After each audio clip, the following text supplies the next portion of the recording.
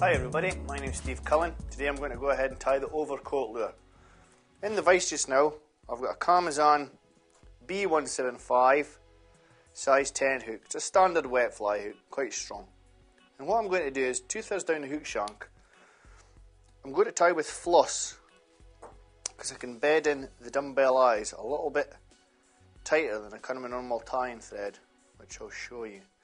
I'm just going to catch the eyes on top of the hook shank there and they'll spin. As you can see, if I take some figure of 8 wraps in between the eyes, I'm locking them in place. Nice and tight. If they move to one side, put the tension in the bobbin and pull it around the side that's moving. If it moves to the back, take it around the front, pull. Keep them nice and even. Then what I'm going to do, normally when you're tying these, when you put the eyes on, add a touch of super glue. Now normally what I would do, if I was tying in the house or you were tying yourselves, you would leave that, let it dry. But because you're doing this in one take, we'll just go ahead and tie it. And now I'll take the floss down to a point in the hook shank opposite the barb. There. I've got 2 tails on this. That looks pretty shabby. I've got 2 tails on this. A light olive and black. Good contrasting colours. Just strip some fibres from the flue there. For the stem, sorry. And just peel them back off the stem. Roll them in your fingers. Snip the waist end because you're going to take this up to the eye. Just catch it in behind the eye. Nice touch and turns. Lock it in place.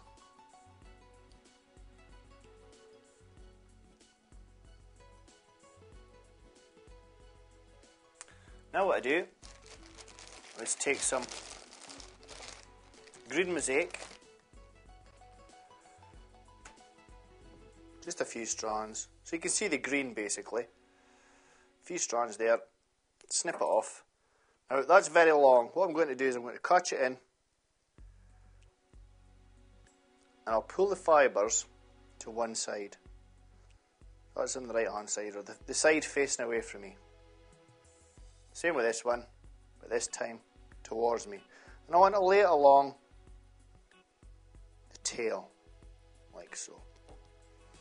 Make sure that these fibres are same length as the tail. You don't want them longer. Just lift the fly up. Some fibres on that side. See what we like at that. Spot on. Now, some black marabou. Again, I want it the same length. It's quite a thin feather. So I want a bit more fibres on it. That's more like it. Generous pinch. Again, strip it from the feather, spin your fingers. On top of the hook shank, pinch and loop, wind down the hook shank to the same point. You can get, rather using a sort of 8/0 thread, by using floss, you can get much tighter thread drops without risk of anything snapping and having to retie. Here we are. Just trimming the waist there. All the fibres the same length. Now what we're going to do, this is the overcoat part. This is going to be folded over to form the back of the lure. So I've got about 7 inches there. Fold it again.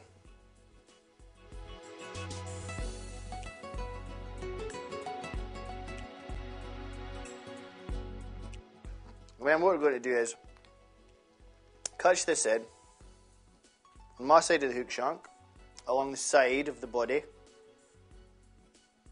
I'm going to wind it up to a point just behind the eyes. Give me enough space so I can put the black over the back of it. Nice touch and turns. Stop short.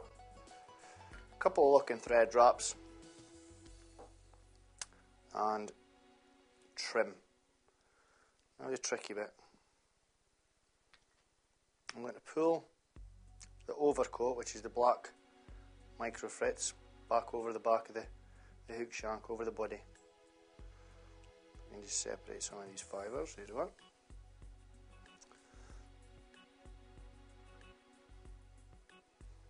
Now that comes over the back, there like that. I'm just going to have a wee look and see what that looks like for the other side. That's spot on. You can see the difference in colour. That's what we're looking for. Dark back, light body. Now, to tidy up this area, I'm just going to whip finish with a floss. If you want, you can add a little touch of varnish in there, but by the time I've done the head, it'll be fixed. I've now got power silk. It's very strong and very thin. The reason for that is I'm going to create a little doubled head on this, just to finish the thing off neatly. And I'm looking for Firefox Peacock. Light bright. Not too much, you don't want it big and bulky. You just want to be able to figure of 8 wrap around the eyes, tidy everything up, and create a nice neat head.